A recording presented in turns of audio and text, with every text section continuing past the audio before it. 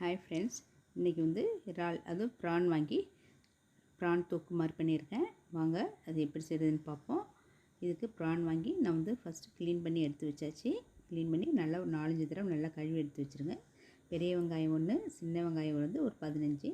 இதோட வந்து தக்காளி 2 தக்காளி இது வந்து நல்லா நைஸாக கட் பண்ணி வச்சுட்டு, நல்லா ஒரு வானலில் வந்து 4 டேபிள் ஸ்பூன் எண்ணெய் விட்டு சோம்பு பவுட்ரு போட்டுக்கிறேன். அதோட வெங்காயம் சேர்த்து நல்லா வதக்கிப்போம். வெங்காயம் வந்து நல்லா வந்து 2 கைப்பிடி அளவுக்கு சேர்த்துப்போம். சேர்த்து நல்லா வதக்கிட்டு இது வதங்கின பிறகு இதில் வந்து நம்ம வந்து தக்காளி சேர்த்து வதக்கிக்கலாம்.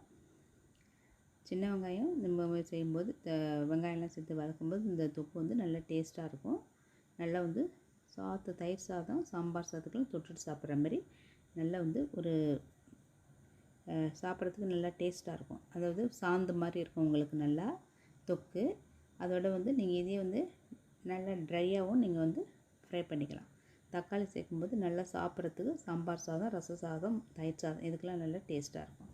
இப்போ தக்காளி நல்லா வதங்கின பிறகு இதோட எடுத்து வச்சுருக்க அந்த இறாலையும் சேர்த்து அதில் நல்லா வந்து வதக்கிக்கலாம். இறாலை நம்ம வந்து நல்லா புழிஞ்சிட்டு போடுங்க.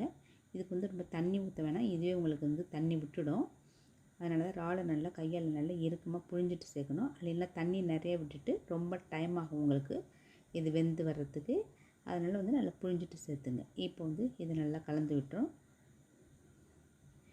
இதுக்கு நீங்கள் தண்ணி ஊற்றணுங்கிற அவசியமே கிடையாது. இதுவே உங்களுக்கு தண்ணி விட்டு நல்லா வந்து ஒரு மாதிரி தளன்னு வந்து அதுக்கு பிறகு நம்ம வந்து கொஞ்சம் எந்த அளவுக்கு வேணுமோ அந்தளவுக்கு நம்ம வந்து நல்லா கொஞ்சம் ட்ரையாக வச்சுக்கலாம். இப்போ இதுக்கு வந்து மஞ்சள்தூள் வந்து ஒரு 1/4 டீஸ்பூன் சேர்த்துக்கிறேன். 1 டேபிள் ஸ்பூன் அளவுக்கு மிளகாத்தூள், டீஸ்பூன் அளவு நான் சேர்த்துருக்கேன். நீங்கள் டீஸ்பூன் அளவுனா நீங்கள் வந்து 2 சேர்த்துங்க.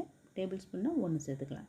இப்போ இதை நல்லா கலந்து விட்டுரும். கலந்து விட்டு இதுக்கு தேவையான உப்பு விட்டுடும். இப்போ பாருங்கள், இப்போ இதுலேயே வந்து தண்ணி விட்டுடுச்சு பாருங்கள். இப்போ இந்த தண்ணியெலாம் நல்லா சுண்டி வரட்டும், எல்லாம் வந்து ஒன்று சேர்ந்து வரட்டும். இது வந்து இப்போ கொஞ்சம் நல்லா வந்து ட்ரை ஆகிடுச்சு. இப்போ வந்து நம்ம வந்து ஸ்டவ்வை வந்து ஆஃப் பண்ண வேண்டியதாக. இறக்க போகிறதுக்கு முன்னாடி கொஞ்சம் கருவேப்பிலை சேர்த்துப்போம். கருவேப்பிலை, கொத்தமல்லி இருந்தால் சேர்த்துட்டு நல்லா கலந்து விட்டுடலாம். இந்த மாதிரி நீங்கள் செஞ்சு சாப்பிடும்போது குழந்தைங்க பெரிய எல்லாருமே விரும்பி சாப்பிடுவாங்க ப்ரான்னா. இப்போ ஸ்டவ்வை ஆஃப் பண்ணிடுறேன். இப்போ வந்து எனக்கு வந்து ப்ரான் ரெடி ஆகிட்டு.